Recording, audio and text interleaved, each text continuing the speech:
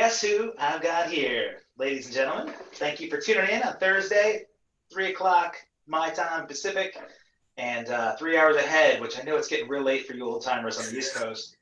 I, I, um, I have a feeling that a handful of my friends have gotten to meet or at least hear about this guy that I'm sharing right now. Um, I will tell you from the experience that I've had with this guy, initially Ed Sousa was somebody that brought a flock of seagulls together in Toronto to help promote some of his charitable efforts. And in the last, I guess, three and a half years that I've gotten to know Ed, he's one of the people that I feel strongest aligned with charities. This guy is selfless. He started the Sousa Group to help promote the Ronald McDonald House. I believe all proceeds that go to merchandise acquired for the Sousa Group go to the Ronald McDonald House. We're going to talk about that and a whole lot more. This gentleman has worked with everybody from Canadian superstars to international rock stars and everybody in between. Got a lot to cover today. So without further ado, I'd love to introduce you to my dear friend, Ed Sousa. Evan, how are you, sir? I'm fantastic, buddy. Hey, wait. No, before we start, I know that you can't do this anymore, but hold on. So can we do a virtual hug first? There's a hug. Yeah, absolutely. Hold on. Before you get the hug, why don't you just scoot a little bit that way? It looks like I can see a Pittsburgh Steelers. There's some that way. Yeah, there's some Pittsburgh Steelers garbage in the background. Whoa. I see that Seahawks crap right behind you. Oh, yeah. Yep. You know what? Got to represent, man. Anyway, we don't have to go to football right now because even though there's love between us, there's a little love lost with the schedule comes out tonight, by the way, the NFL schedule. It does. Do you think the actual season's going to happen? I think it'll happen. I was reading, I think 2 days ago, that the Dolphins have this plan in place where I think their stadium might hold 60, 70,000, and they're looking at permitting maybe 15,000 people in the stadium, entering to certain designated gates, all that kind of stuff. But yeah, I think it'll happen. Football is too big for it not to happen. Well, okay, so you know that over 85% of football revenue is all through TV, right? So the revenue that they get through the stands and merchandise and everything on the actual game day, very little of that has to do with the attendance stadium. But the energy that comes with the crowd is so huge, right? So yeah, so for them, 10,000 people in the stadium that holds like 60,000 is kind of crappy, right? And also, how do you handle the other 50,000 people that have season tickets to say, yep, sorry, you don't win? There's going to be, it's some type of refund policy in place, or it'd probably be a lottery like they do for Super Bowl. You know, not every season ticket holder gets an opportunity to go to Super Bowl if their team wins. So they'll probably do some type of lottery where they get in a position where they'll say, you know what, they, X number of people will be able to attend. And because I think it's really important for this people's psyche to get an opportunity to go see them, or else, what's the sense? We can't be, indoors for much longer. It's the same thing with music. All sports, right? And sports are so driven by energy that come from fans. But yeah, for the well-being of fans, they're out there waiting for games. I know personally, a bunch of my buddies are watching like archived football games on NFL Network, and I would think that, I don't know, I've heard speculation that some stadiums may just try to do it with no fans in stadiums. Baseball is trying to do the same thing, and to me, it's hard to imagine, honestly. I mean, but you know what? We can speculate all day long, man. We can speculate about football and baseball and concerts, and truthfully, I think I kind of try to avoid the speculation, because if you're anything like me, everybody asks me every day, so what's the deal with your concert dates? Do you guys have this rescheduled? And, it's not that I don't want to answer them, just nobody knows, so, right? That's true. And we're up here. Actually, we have, as you all know, the CFL that we have up here, and they've, delayed the start of the season. And they've actually asked the government for $150 million to see if they can assist them to, to some extent. So for us, I don't think it's going to happen. But down south, I think the NFL has to go on. It's too big not to go on. That's hard to imagine. You know, it's tough, man. We will see. I already paid my deposit for my Seahawk tickets, so we'll see. But I mean, you know, it transitions to the conversation about music, right? I mean, before we get into speculation about what might happen, tell me a little bit about how you got involved in the music industry. Your boss, if I can call him your boss. Absolutely. He's a good one. Mr. Mike Score, back a couple of decades ago, had the opportunity to run into him at one of the venues that he was playing. And as you know, I love Mike to death. I mean, he was my idol growing up, and my first love in music from that era is, of course, Flock of Seagulls. But people always say, never meet your idols. Right. And then you met me. Then I met you. No, come on, sorry. And went up to him and introduced myself. I said, Mike, thank you for thank you for your music. It's been the soundtrack of my life, so really, really appreciate it. And asked him if he was interested in doing some functions that I might be associated with. He said, yeah. And Mike said, I'm just glad that people still want us to play. Yeah. And took me maybe a year or so to put something together. He gave me at the time, didn't know him personally, so I didn't have his contact information. They called his agent, worked it out. He came up, the whole band. Unfortunately, at the time, you weren't with him. Right. And so they came up, they performed. We went into the green room after, and I said, Mike, do you have a good time? He goes, yeah, great. And he says, you know what, Ed, you're not dealing with anybody anymore. You're only dealing with me. Wow. And so there was that kind of trust factor that kind of opened up a lot of doors. So to be honest with you, I owe everything that in terms of music that I've had and from personal friendship to your boss. Wow. Okay. So that was your first adventure in any kind of promoting musical events at all? I mean, I did it quasi previously. The first band that I was, in a sense, not necessarily associated with, but had a hand in it was the Bare Naked Ladies back in 1989. Okay. CFNY, which is the equivalent of K-Rock in Southern California, WLIR in Long Island, New York. The program director gave me a call and says that we're trying to promote more Canadian acts. So there's going to be, it's probably about maybe 30, 40 people, some industry people, some special guests. Can we use your venue? I said, yeah. So we had a small lounge at the time. So they're performing. My bartender was standing right beside me. I looked at him and I said, you know what? These guys ain't going nowhere. Bare Naked Ladies? Yeah, they're a little corporate for me, right? So I said, these guys ain't going nowhere, right? Right. And then it kind of just, not necessarily blossomed from there, but life gets in the way. You get married, you have, fortunate enough to have 2 beautiful kids, right? And so it's kind of not necessarily in the background, but, in the background. And then when kids get a bit older, your personal situation changes. So he said, you know what? I think now is a really, really good time. So a couple of decades ago, and as it happened, then I run into Mike, and as they say, the rest is history.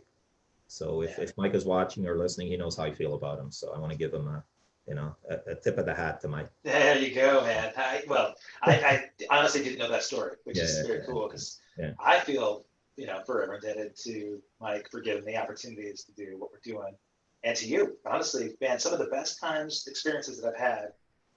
One thing I wanted to do, and I forgot to have in my backdrop, is have my little Canadian Mountie hanging here. You exemplify the character and the spirit of a lot of Canadians that I hold true to my heart, And Joe, actually, you're one of us. I feel like it. From the first time we met, and our nucleus of friends. Every time you guys come up, it's a X number of us get together, so you know how we all feel about you. So it's the mutual admiration society, as they say, so it just allows us to kind of, really enjoy each other's company. And, music is kind of, it's a vehicle, but it's more the companionship that we've been able to foster over so many years that, that for sure will continue well into the future when all this pandemic stuff is all, kind of over and done with, to be able for us to move on. It seems like, even with the pandemic impacting shows, and you had a show that was booked this week, right?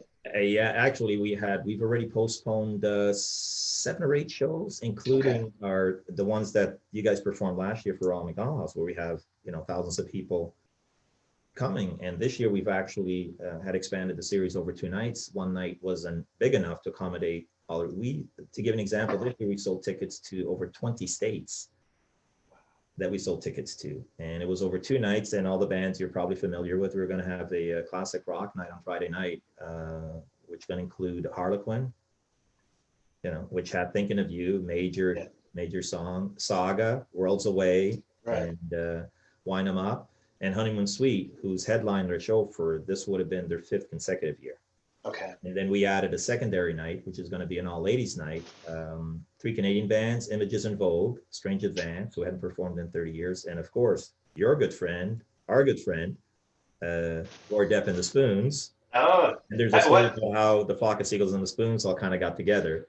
And we're bringing up Information Society from your neck of the woods.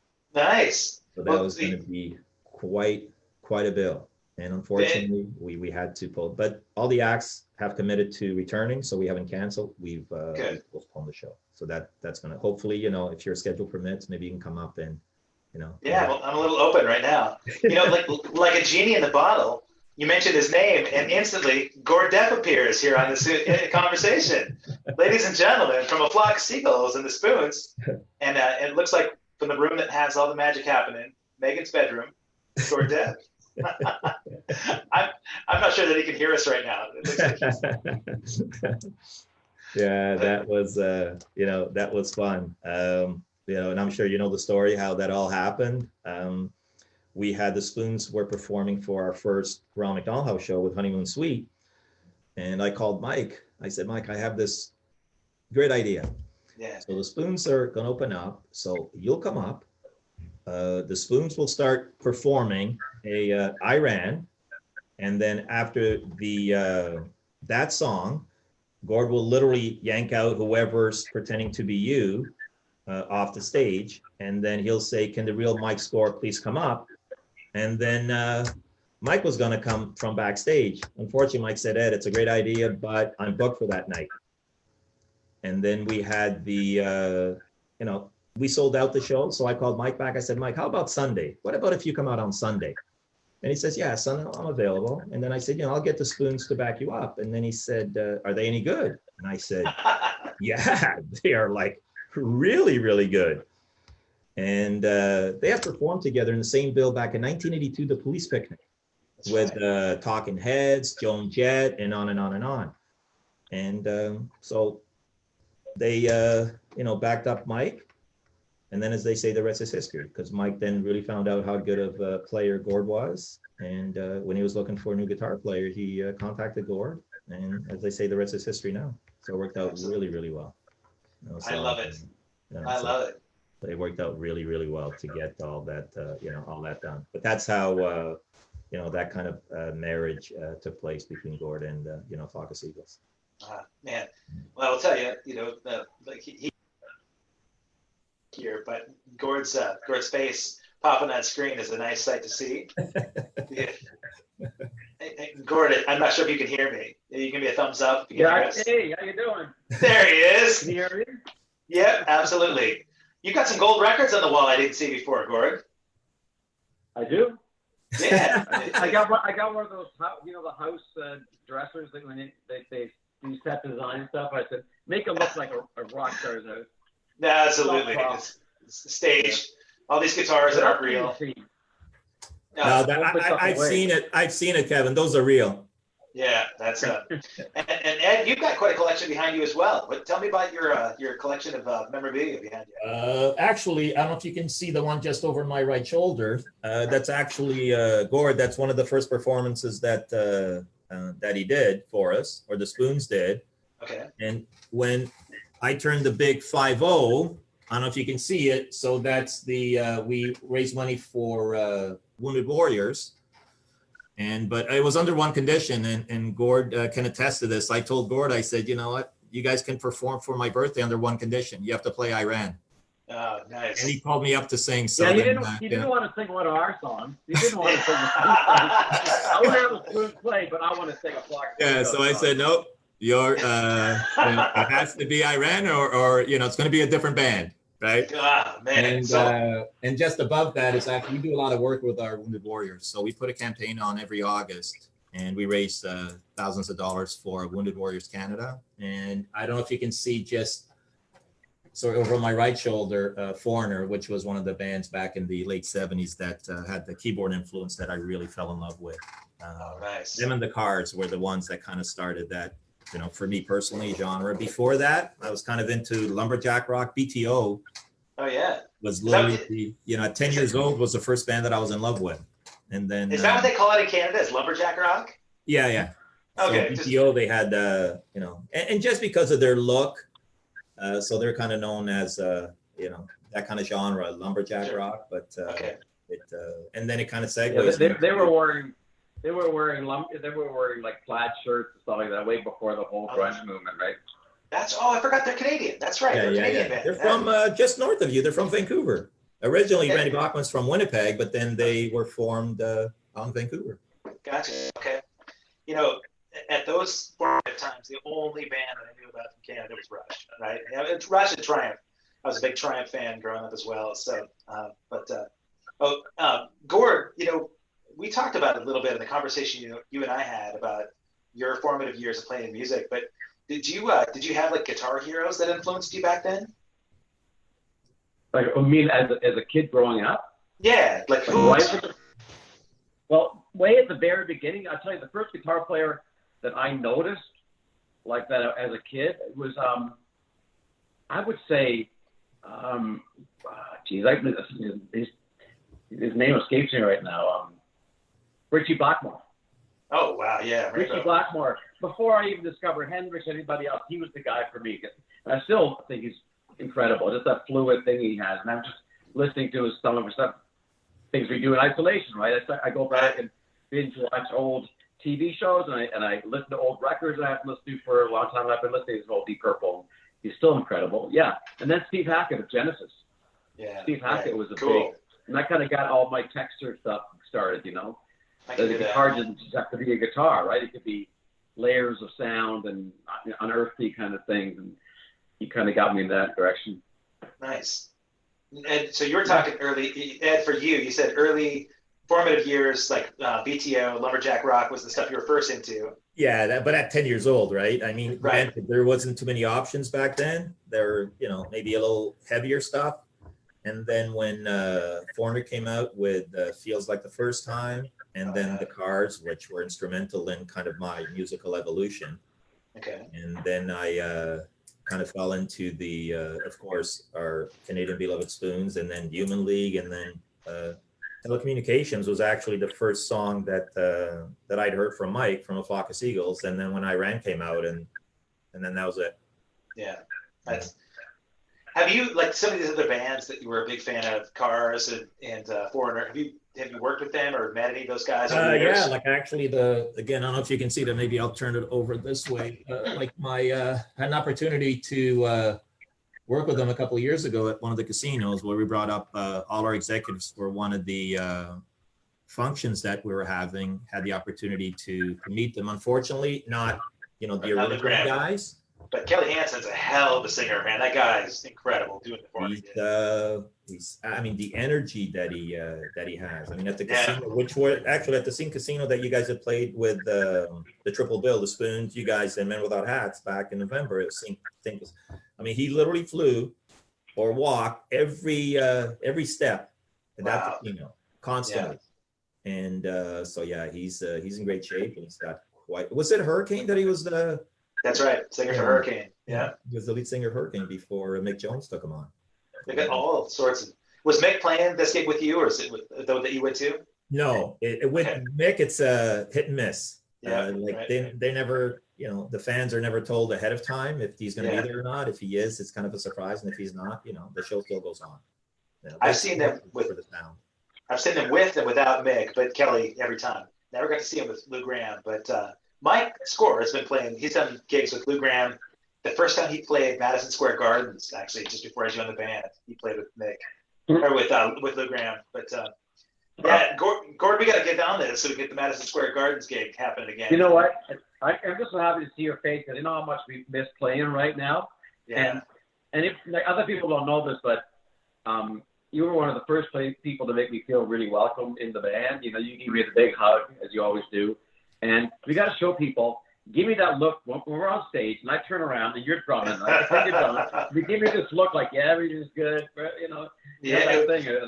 I miss that. People might not get that out in the crowd. They might pick up on the fact that we've got energy happening, but the thing that I miss so much is that interpersonal connection that we've got on stage.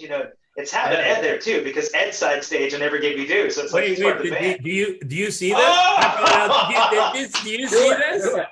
Oh, you want the virtual toss? All right, let's get it. Hold on. I gotta get that room here. Can you catch it?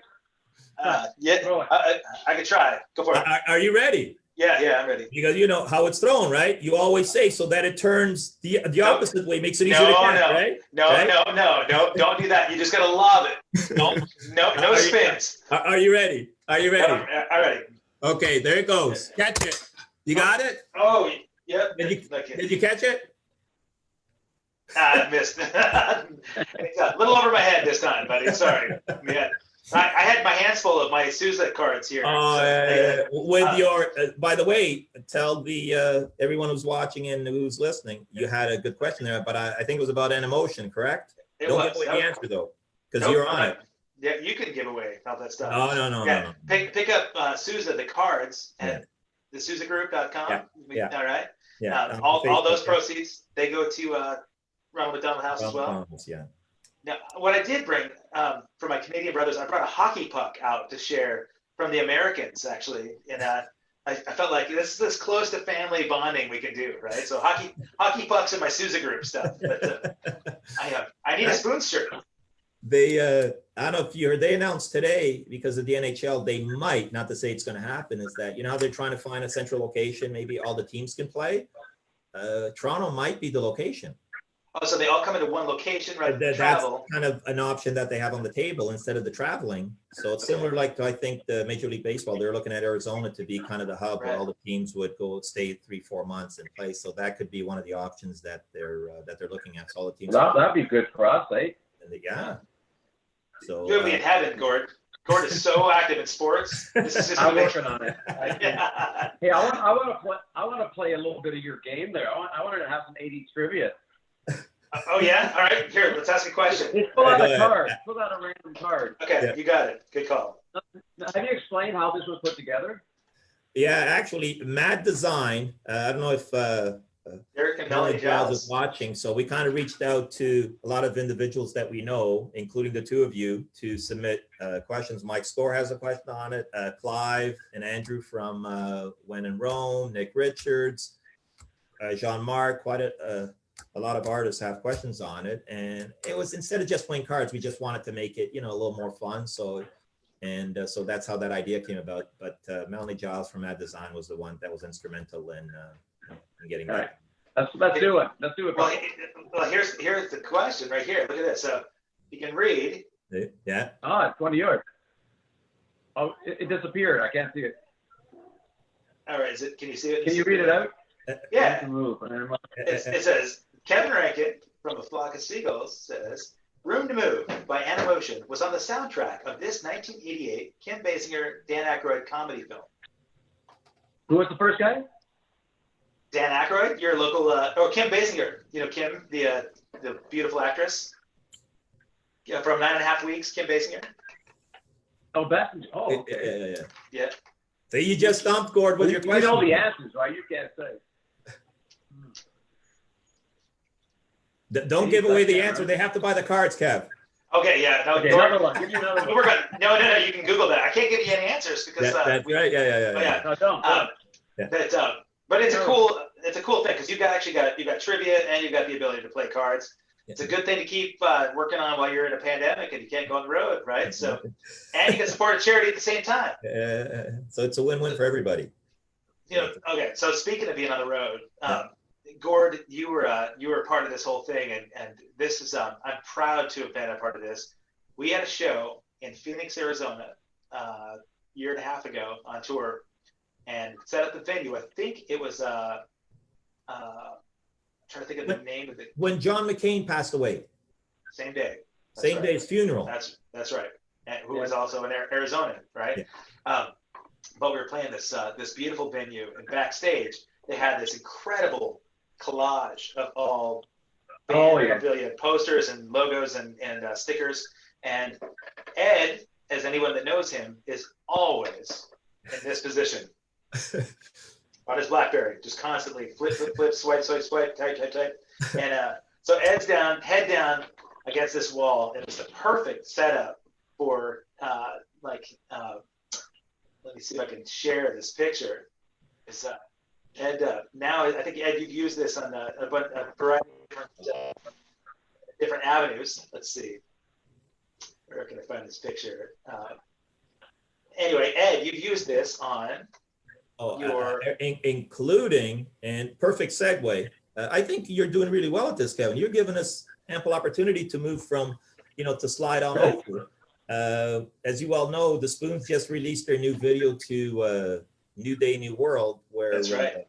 They asked X number of their friends to be on it, and I was honored to be asked to be on it. But Gord goes, well, if you're going to be on it, you have to, do your pose. So he pretty well copied the same. He's like, he kind of. If you look at the video, I'm literally on my phone, and the message is literally on kind of a bubble thought just above me. But that was from literally taken from the photo that you took. Oh, that's right. Okay. I don't know if you explained, but what we did, we just we did a video to honor all the farmline workers, and then this one, it's coming up. Yeah, this one was also that, but it was more about how we're all kind of the same right now, whether we're celebrities or athletes or anybody, out there, how we're dealing with this. Are you going to play it right now? Yeah, he's playing right now, yeah. We won't have the audio. We can talk through. This is good. So I won't talk right now, right? I shouldn't talk. Yeah, no, go ahead and talk. There's no audio. Yeah, why don't we talk through this process? No sound? Okay. Anyway, so it's full of celebrities from Mike Store to Nick from Wang Chung and Clive from When Rome. We got Corey Hart, Glass Tiger, lots of 80s artists and athletes. Cujo's in there, or Maple Leafs goalie, and of course the Spoons and lots of other people. Degrassi High people, Much Music people. Anyway, so you're going to do this without the sound? Is it up? Yeah, the way that, if I do the screen share here, we're using just audio to do our little conversation, so we don't get the audio from the videos. But what we get to do, look at this. Some of these are fantastic. Yeah, there's Felix. Oh, there he is. On the spot. That's fantastic. That's just great.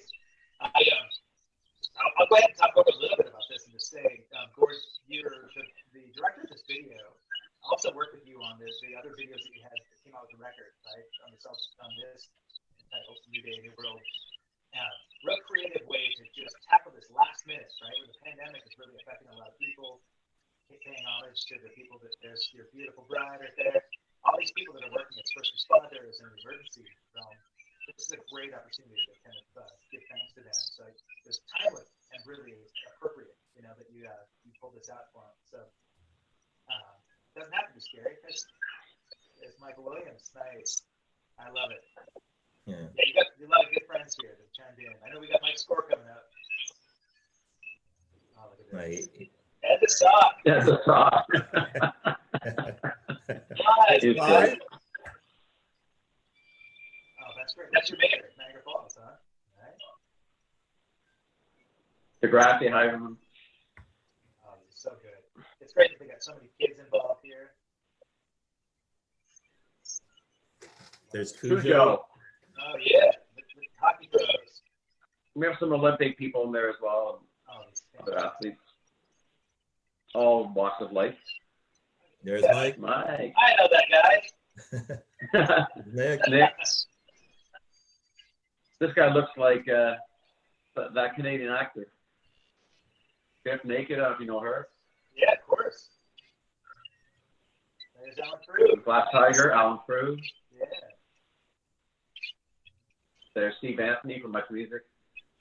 What a great composite. We're gonna put Ed in there, the girl power part, but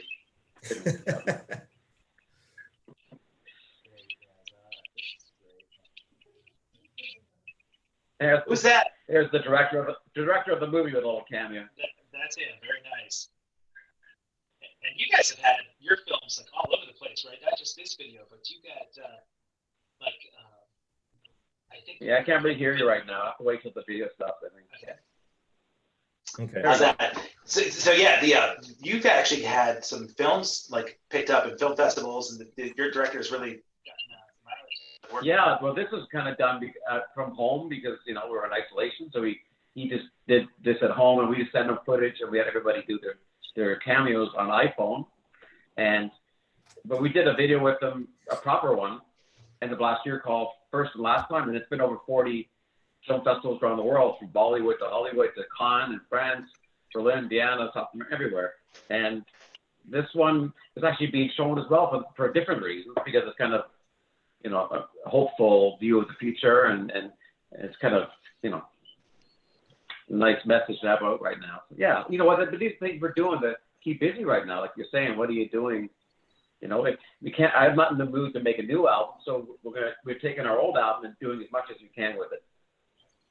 It's a great idea, and it really does give a little distraction for people that are struggling. Sorry, I can't hear you. I can't hear you anymore.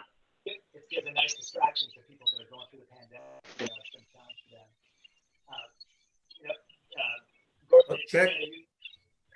Check your audio, Kevin.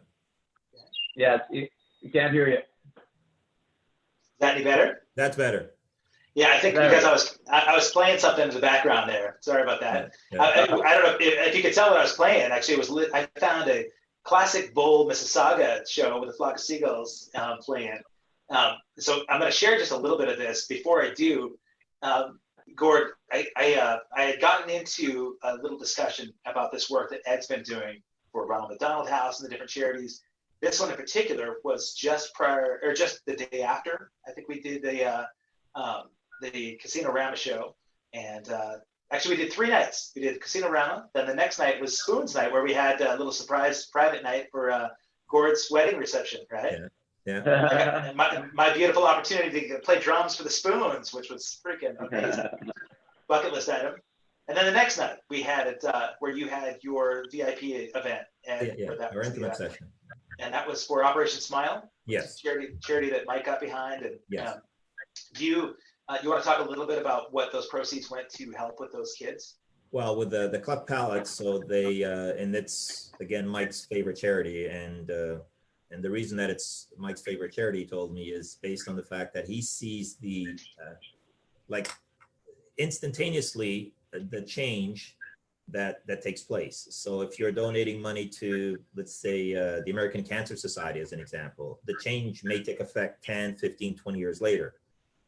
But Mike said, I want to be able to see the impact that it has on children's lives today. Like within an hour or two, it's literally once the surgery is over, it's instantaneously in terms of the effect that where the money goes to. That's amazing. So it worked out really, really well. And Mike's performed, I think, 3 times as part of those series. And so yeah, thousands of dollars have been raised for his charity. That's so cool. So it worked out really, really well. It was certainly special, to be part of it. I was glad to be there, and it was like 3 bucket list items all in one, So let me share a little bit of the screen. I'm going to share again, we won't do audio from it, but I do want to share a little clip, because these the Samuel Adams stage that you have as a sponsorship, with Classic Bowl. For people that don't know, this is a really special, intimate opportunity where you get close to bands. We were fortunate to do these, but you've had, when in Rome, I know that you talked about having an information society come up. You've done Honeymoon Suite in the major venue. But this particular event, people can donate their money as charity, to charity. They buy a ticket, but they get real special privileged sort of, catering and everything. And then, like I said, we turn around and take the your ticket price, and then we donate it to whoever the artist charity is. So you've had a variety of different. We just had China Crisis that were here on January 20, at the end of January, and their charity of choice was Baby's Breath. It's a charity for stillbirth and premature babies. Okay. So that was their charity of choice. We've had Brian Greenway from April Wine, Make a Wish, We've had, actually, when the Spoons performed a couple of years ago as part of the series, they did Young Street Mission, which is a charity for for the homeless. Right. So we Images in Vogue have done for the Canadian Mental Health Association. So it's very intimate because we only sell anywhere between 100 to 120 tickets. So for that small show, every seat, is literally front row. Yeah, that's great. The Q&A portion where the audience has an opportunity to ask. Well, that's the fun part, right? Yeah. And usually Mike is pretty quiet on stage, but he really opened up that night, and his stories are great. That's true. Great stories that people don't know about, like how Iran was written, or how the band, first started out, and what the scene was like in England back then, which is amazing. Right. And the kind of people they would be rubbing elbows with. And as we all know, as the fan base gets a little bit older, they want to be, more comfortable. Yeah. So we provide them with the option to come to one of our shows that has thousands of people attending, but we give them this option that if they want to see their favorite artist in an intimate setting, then they can. One of the gentlemen that came up, I think back in, actually it was the last show before we had to postpone all the shows, Mr. Bill Henderson from Chilliwack, again from your neck of the woods, Kevin. Like Gone Gone Girl. Quite a number of hits, and he's a little bit older, but man, can he play? Yeah. And people are just, because that intimacy, again, it's literally the fans become an extension of the band, at least for one night. It's for the bands, it's a different experience together too, right? Because if you're playing the big stages, you can only see the first few rows. If you're playing an arena with 30,000 people, you can't see past the first few hundred people. Yeah. But in your spot, you can make eye contact with everybody in the room, and then we take breaks, and when we're answering questions, you can engage. It really is like having a house party with your buddies, And I think from that, you've introduced me personally to so many people close to your community that I value so much. There have been remarkable people there. You're a photographer, and Andrew Clowder, I can't even tell you. I think he's one of my favorite people on the planet, and Perry Lefko, and Dan, of course. All the guys that you have as part of your community, I think feel like your family, even if they're mainly associated with the music events you put on. They seem like they're connected a lot closer. Yeah, they're all genuine, and everybody's doing it for the right reasons. There's no ulterior motive. So we kind of, we all get together. Gordon and I have lunch, quite frequently. So unfortunately, we haven't been able to do that. But we'll back on it as soon as we can. But it's a way for us to kind of give back collectively. It wasn't just a matter of us saying, you know what, here's $20, $30, $40 for your ticket. Thank you. Enjoy the band. Get home. No, we wanted to, and I'm a big proponent of, it's not just, providing a show, it's providing an experience. Yeah. So when they go home, or they, tell their friends or other family members to say, this is something that you got to be a part of. And the issue that we're having now is there's so many artists, and we only have so many dates to book them. Right. And coming up for this season, which was basically already all booked, we actually expanded the series to include some mid-month shows. Now we're moving some of those acts to the following year because we have to reschedule the ones that we postponed. Right. We even created a show, a secret show where no one will know who the artist is until they physically walk on stage. Wow. Even the artist. And that show, at double the price, sold out the quickest. And we could have sold, again, 3, 4, 5 times as many tickets for that specific show. Well, maybe you shouldn't tell anybody. Right. Any of the names of the band. Yeah, that's what I mean. Yeah. So the band doesn't even know who the band is. I think if there's anybody on the planet that's going to find out and find their way into the room, we both knew who that's going to be. Yeah. Hey, can I remind you of talking about all the bands, and it's great, the charities, right? They're all across the board, like you say, Mike with Smile, and we did the homeless people in Toronto, the Street Mission, and Cancer Society. But you got to tell them the most unique. I'm not making fun of this because I love animals. But the most unique charity that one of the bands was Rational Youth. Yeah, Rational Youth. Yeah. From Montreal, and they have the most unique charity. You want to tell them what it was? Yeah. So I contacted Rational Youth. For those who don't know, they're a great Canadian band. Again, back from the 80s.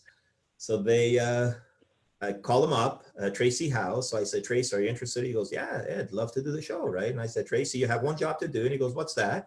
And I go, you have to pick a charity, because all the funds being raised from all the ticket sales will get donated to your charity. He says, oh, that's really good. He goes, would it be okay if I picked a donkey sanctuary? And, I said, a what? And he goes, no, I raise donkeys. And there's actually donkey sanctuaries. As So I it said, should Tracy, be. you decide wherever the funds go to. And so we raised thousands of dollars for his charity, which was the Primrose Donkey Sanctuary. And with the funds that were donated, they were able to put an extension on one of the houses that they had for these donkeys for the winter, so they could shelter more donkeys for the winter. But yeah, and that was one of the charities that were that were chosen. I would imagine not that many philanthropists out there are trying to do right by the donkeys, right? So how cool of him, really, honestly, I mean, there are so many people and places that need help, right? So I love these, sort of like off the wall needs. That's a good thing. No, we had Bill Henderson chose from Chilliwack a Zen Society. He belonged to a charitable Zen society, and he says it really brought him a lot of peace, and that was his charity of choice. That's a good one. Honestly, we could all use it. Kevin, do you know of a good drummer sanctuary? Here's what I think. If we're gonna go that route, what we need to do is we need to have a fundraiser to bring heavy metal to Canada permanently. Right. Yeah. So I need a sponsor, whether it be a bride or a moose. I'll take a moose. Doesn't matter. Can you marry a moose in Canada? Can I marry a donkey? Different things happen. Kevin, whatever you do in your spare time is your business. I told you that. Well, I just want to know what's legal, So in some provinces. Yeah, good. That doesn't surprise me. Saskatchewan, I'm sure, right? So Ed, one of the shows that you were a part of, and this is another thing with Gord too. Let's see, was the Bud Stage in Toronto this last in July. That was with Corey Hart, right? With Corey Hart and the Glass Tiger. That's right. Yep. I was just going to share a little bit of this. I found some video from that. Oh, and Glass Tiger happened to have Chris, who's a drummer, actually playing with him as well. So great opportunity. If you haven't got to see him, share this. This is great stuff. This is just some fan footage that was out there. But what a show, man! For you to be able to return back was a neat thing. You can see barely of there. This is not professional footage, but what an amazing experience that was, huh? Yeah. Okay, do you have any footage of the other show we did? Was it the show in Quebec City? Oh, there was a great bit of footage of the last chord of the last song with your drumstick going in the air. I don't know if you have that song. That's iconic. Yeah. Those are all over the place somewhere. But what I do have, and I'll find it here in a second, because this is something you haven't seen yet, Gord. Well, there's Ed. There's Ed on his phone. Did you? Yeah, I was looking for that. That's what I was trying to find on the side of the stage. I was going to see if I could actually track Ed down on his phone. Let's see if we can do this. You'll appreciate it. Talk amongst yourselves for a second. I'll find this footage from Quebec City. Was insane. You want to talk a little bit about that show with Corey Hart and that massive? How many people were there? I don't want to say it because that sounds like I'm lying, but people there. I think we heard Gord as many as 90,000. Yeah, I know for sure. During Corey's set, for sure 90. We definitely had at least 50 during our set. And I'm trying to track it down here. We'll see. It was great. It was anybody who's never been to Quebec City in Canada, it's probably the closest you'll get to Europe in North America. It's quite something. It's like a little French town. Beautiful. And I had no idea they had such a big festival, which has been running up there for like 50 years. I'm a Canadian. I didn't even know it existed. But Quebec is like a different planet. It's a different world on its own. Yeah, everybody's speaking French, and and Gord, or actually Ed, I should be asking you. Yeah. we're going back and reminiscing about the past history stuff, but Don't bring up my wedding.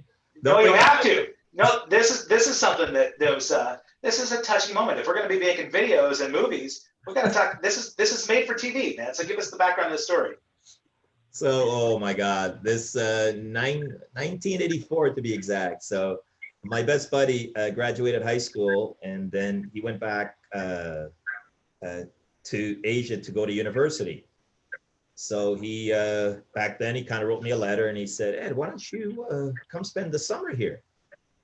So I said, no problem. So purchased a plane ticket, went over, stayed with him. So, went to X number of parties. All of a sudden, we're at an event and I looked across the room. It was almost like a made for TV movie. Looked across the room and this girl was drop dead gorgeous. So I gave my buddy the elbow and I said, who is that? And he goes, who? And I said, that girl over there. And he goes, oh, that's my cousin. I said, what? He goes, yeah, that's my cousin. So I said, you got to introduce me to her. So he introduced me to her. I was there for 6 weeks in total. I'd come back to go to school. I fell, literally head over heels in love with her. So I came back and that's all I could think about it. I said, you know what? I got to marry this girl. I remember I was 20 years old. So I go, I got to marry this girl.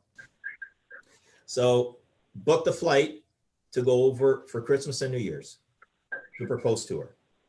Keep in mind, at the time, I was making $3 an hour, working part-time, $3 an hour.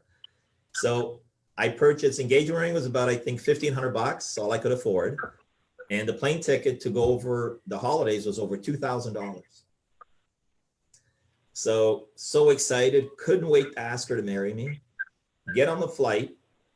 About halfway through the flight, a tidal wave of reason just washed right over me. Every single emotion I had about what I thought I wanted to do went with a tidal wave. It all dissipated. All I could think about was, what the hell am I doing? I literally, if I could, I would have literally asked the pilot to literally turn around so I can get back home.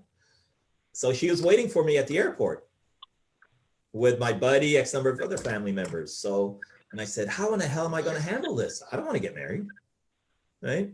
So I get off the flight, we get together. It was about maybe a 2-3 hour drive in the van to get to my buddy's place from the airport. So I had the engagement ring in my pocket. So took it out and she's sitting beside me. And I said, you know what? We've been really, really good friends. It was great communicating with you. One of the reasons I'm here is to see you again. Here's a nice friendship ring for you. Right? So left it at that. I was there spend Christmas and New Year. So I came back and I thought everything over and done with, right? Thank God I didn't get married. Fast forward now to 2020. The same buddy, my best buddy, unfortunately his dad passed away. So the kids took his dad's body back to the old country to be buried. So guess who's there at the funeral? This girl is at the funeral. Now this is 36 years later. Think about this. Yeah. So they sent me a picture. They said, look who we ran into. So I go, oh, okay.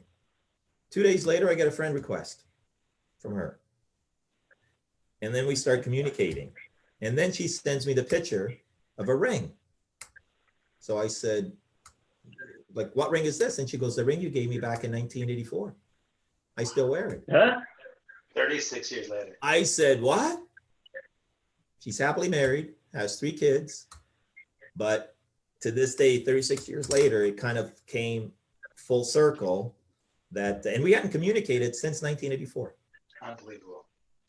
But the only thing, to be honest with you, Kev, the only thing I've thought a lot about is what my life would have been like if I did get married at 20, what my kids, I'm fortunate enough that I have 2 beautiful kids. As you know, one of my daughter, 22 years old, she's a nurse, frontline worker. My son is on his way to becoming a teacher.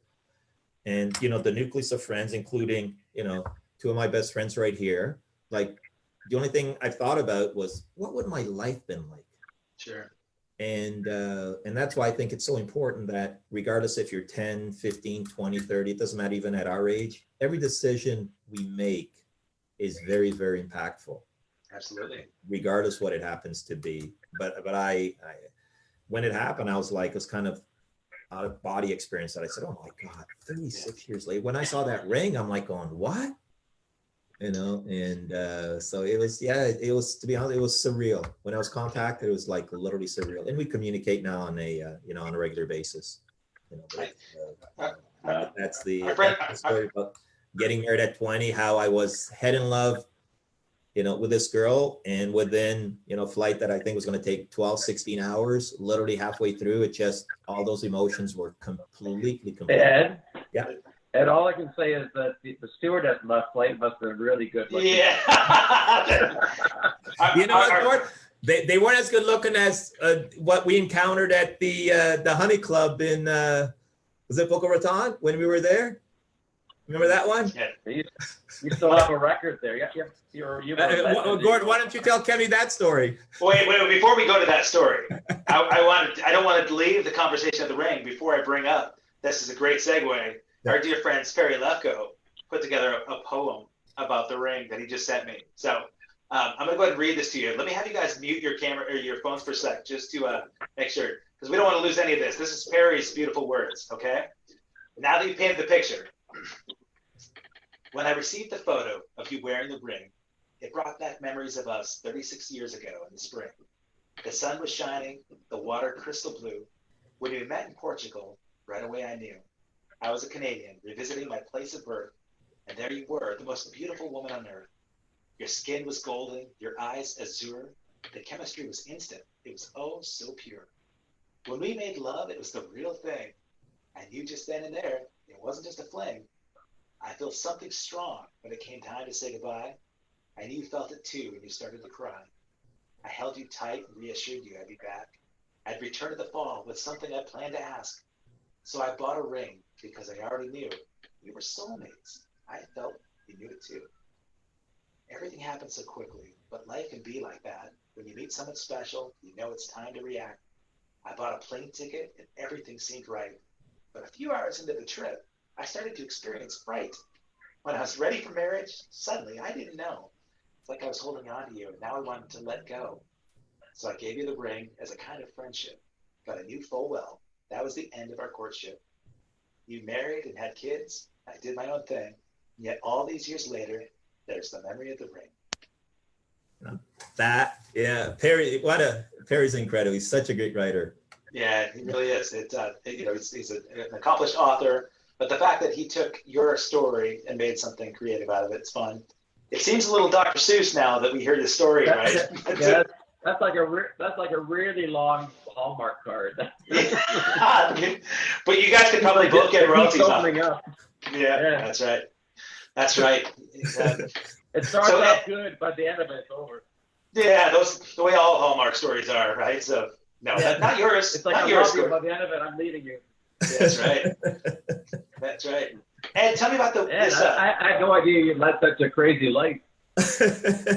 Oh, there's more. No. Gord's got a good story. This one wasn't my fault. This one was not Gord's fault, but I had nothing to do with it. I was just an innocent bystander. Well, we were playing somewhere near Boca Raton in Florida, and once in a while Ed will come with me when Megan can't come, keep me company, and we were good. We had fun traveling, and we played this place, and it was a smaller place, and they had kind of a backstage area for the band, but it was open to the public. It was kind of little velvet ropes, I think, right? It was like a bottle service area, but all these, anyway. So like a Miami kind of vibe going on. And fans would come over very graciously and ask Mike for an autograph, but very politely, and just a few came to me to, say a good show, and the whole time Ed is sitting there with this hat on, and I think you're wearing kind of a light blue jacket with a tie. You look like you're somebody from like General Public or some band. You look like you're from a band. Anyways, so people are being very polite one at a time. Anyways, we turn around. All of a sudden, there's not one or two. There's 5 girls sitting on Ed's knees. Like 5. This is the exact number because he's very proud of it. and asking him for his autograph and phone number, whatever, thinking he's somebody. And I said, "What did you do? How did that happen?" He said, "I said nothing." Yeah. He said, "I said nothing," and it just fell into place. But it's still a legendary thing that happened that makes no sense. So maybe there's wisdom to the that. next time he comes, huh? Maybe there's Very wisdom proud of it. to not saying anything, Yeah. right? I gotta learn to keep my mouth shut. Silence is golden, right? That's right. Yeah, it was crazy. We're all looking at him like, "Who's this guy?" Yeah, nice. Ed, you had a show that was playing this last week. You didn't have Saga or Michael Sadler on that one, did you? On which one? On this last show that you had booked for like this week. No, Mike. Yeah, he was going to be on. Yeah, he was okay. Week, like in a couple of weeks. Yeah, Saga was going to be on. I had a friend Glenn Sobel last night on a conversation. Glenn's the drummer for Alice Cooper, and I didn't realize that he did the '97 record with Saga. Actually, Michael came down because the drummer couldn't do it. They went down to LA and recorded, and a bunch of people chimed in saying, "Yeah, talk about that experience." And for what he said, Michael sounds like a real genuine guy, like the rest of the cats you work with. Yeah, he's lives out in the U.S. now, but was brought up literally from my office where I'm sitting now, maybe about a 5-minute drive. So he's grew up in our area, and this was the show that was coming up in May was literally going to be, their homecoming. So when I contacted Michael, he said, yeah, if he's going to do a show in Canada, that he was going to do ours. So you were really blessed to have him. Like, we'll hopefully still be fortunate enough to have them. It's just a matter of when we can. But Michael's performed twice for our intimate shows as well. Cool. So, and he's when he does it acoustically, really, I mean, we call him the Freddie Mercury of Canada. He has his stage presence is second to none. Really, really good. And but a lot of most people don't even realize that Saga's a Canadian band. They think they're European because they rarely tour in Canada. They're massive in Germany and all over Europe. And I guess in Puerto Rico, they're massive there as well. And I guess certain pockets in the U.S., but most Canadians don't even know that they're Canadian. Wow, yeah, that happens to a lot of bands, right? Most people don't realize that I'm Canadian. And so you mentioned like 20 years ago, kind of getting into this when you first talked to Mike. Are there any bands that you thought, you know what, if I had all the connections in the world and I could make this thing happen, what's the one band on the planet? No, I mentioned this one of the other interviews that I had about a week or so ago. Simple Minds has been always one of the bands that I'd, as I stated before, probably give my right arm to work with. I remember when New Gold Dream came out in 1981. What an album. It's literally one of 3 albums that I can listen to from track 1 to the last track. There's no fillers on the track. Every song is like should have been released as a single. It's a incredible album. And then fortunate enough this is how things sometimes come full circle. I literally have to pinch myself almost on a daily basis when I wake up. It also happened in 1984. Actually happened before I flew to see this girl. China Crisis and Simple Minds had 4 sold out shows at one of our iconic venues, Massey Hall in Toronto. So I was there for that. To literally see every show. And then you fast forward to what we just did in this past January, had an opportunity to book China Crisis for 2 of my shows. And so when I was speaking to Gary and Eddie, and I told them, I said, it's surreal. I was a little kid. Yeah. I mean, granted, at 20, you're not a little kid, but you are a little kid when you get to be our age and you look back when you were 20. And, watching them perform and fast forward to 36 years later, and here I am booking them for shows. And, again, genuine individuals. So I've been, extremely blessed that artists that, even seeing, as I've told Gord umpteen times, seeing the Spoons perform, I can't remember how many times I've lost track. Yeah. I know you know every lyric. I watch you. Yeah. You sing every lyric? Yeah, no, I think you've heard me tell Mike, and for everybody that's listening, I want him to pay close attention. When a flock of seagulls perform on Mondays, just on Mondays, because I'm the understudy. Yeah. I'll be performing, so only on the Monday shows. Okay. So I was going to say, if you happen to get Simple Minds for one of your shows, don't say to them, Well, you can play my venue as long as you let me come up and sing Iran. That'll not go over. Right, That'll not go over. Yeah, probably good call. Good call. Well, you know what, man? You've made wonderful connections with Ed. I would imagine, making a few phone calls, you can get Simple Minds and China Crisis back together. Probably put spoons and flock of seagulls on that bill too. That would be literally, again, I don't really have a bucket list per se.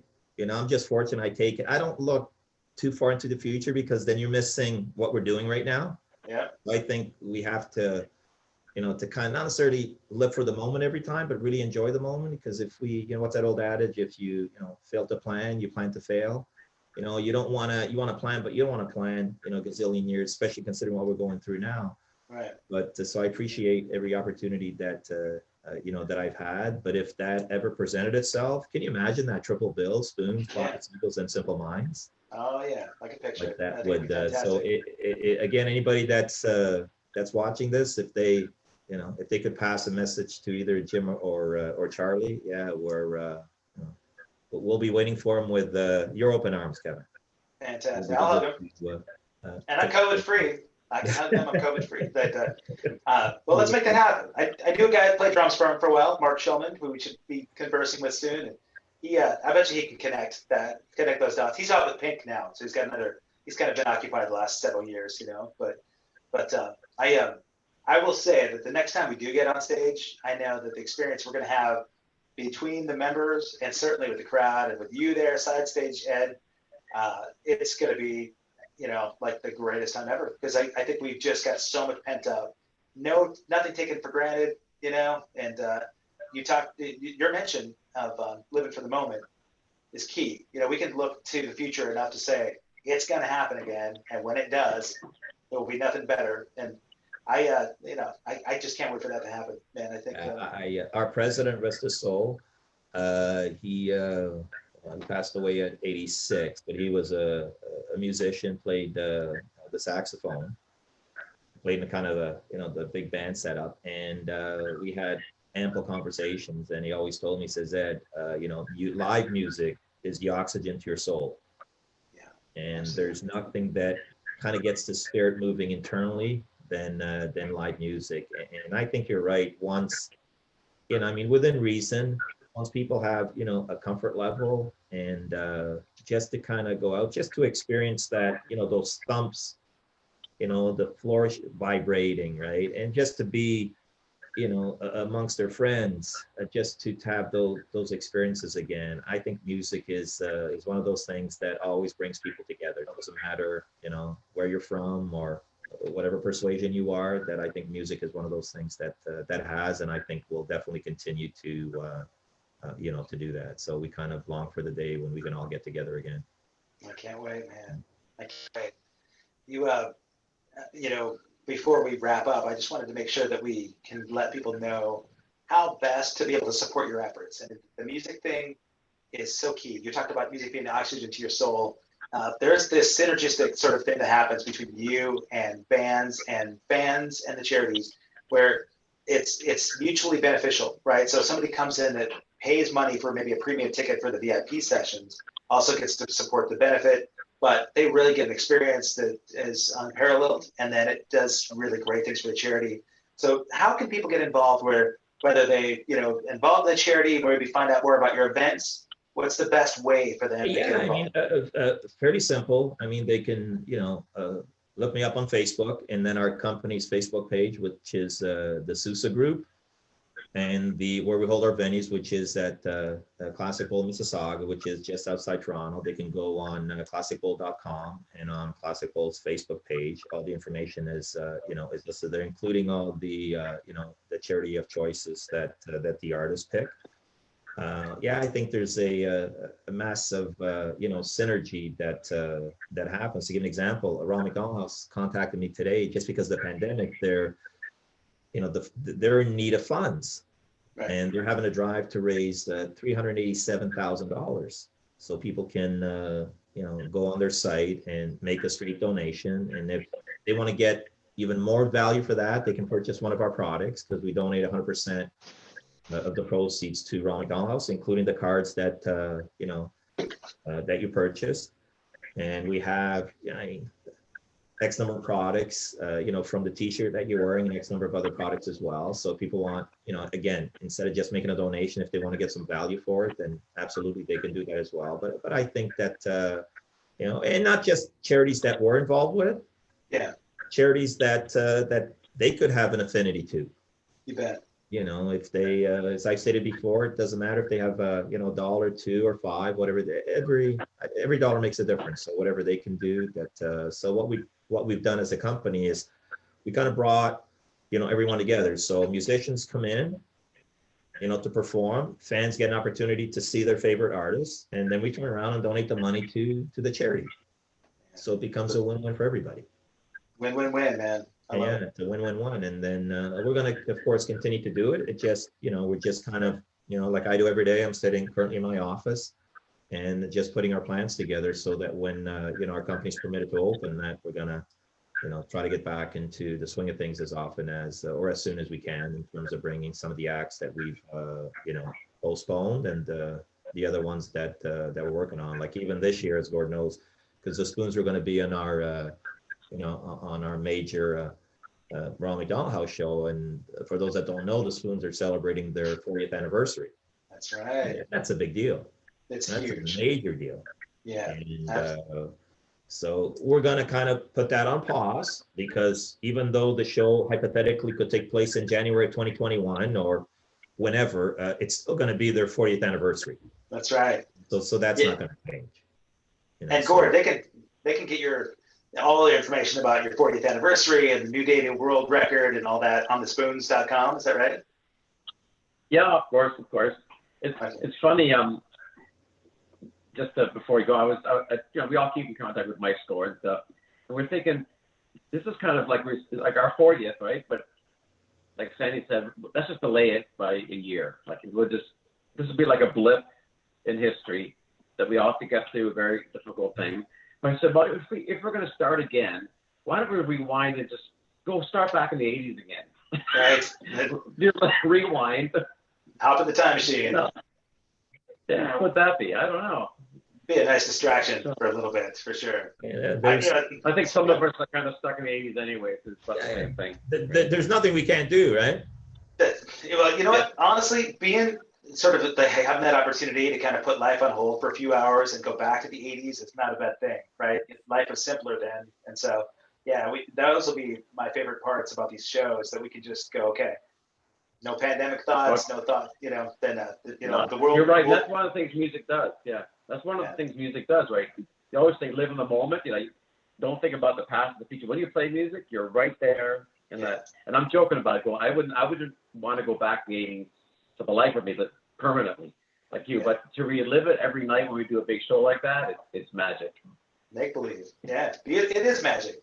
Speaking of back in the 80s and Mike Score, I'll be talking to him Monday at 4 o'clock your time, 1 o'clock Pacific. So yeah, if you got some questions for Mr. Score, like Gord, you can get some hair tips and I'll say, hey Mike, before we talk, I just need to make sure that I can play a Spoon song. Okay, so so listen, gentlemen, man, I love seeing both your faces. Ed, you have changed my life for the better in so many ways, man. I'm inspired. It's you know how things work, right? These are two-way streets, right? What I see of you is that you give a lot. And I think if people don't realize that you've given so much of yourself, then hopefully they can in turn, be able to support your organization. Because I know that people that give that much have a tendency to burn out, and I don't want Ed Sousa burning out. I think it's great. As long as you guys are still performing, it's all good. Right on. It's all Please good. Give my best to your family, and Ed, Gord, you too. Happy birthday to Meg Blade, and Luca, and Ed. If you see K-Bon around, tell him he owes me some dinner. All right. So, I'll do that. Awesome. Love you guys. Thank you so much, man. Thanks, Gav. Have a beautiful week. Stay safe, sir. Thank you. Bye, Gord. Bye. Take care.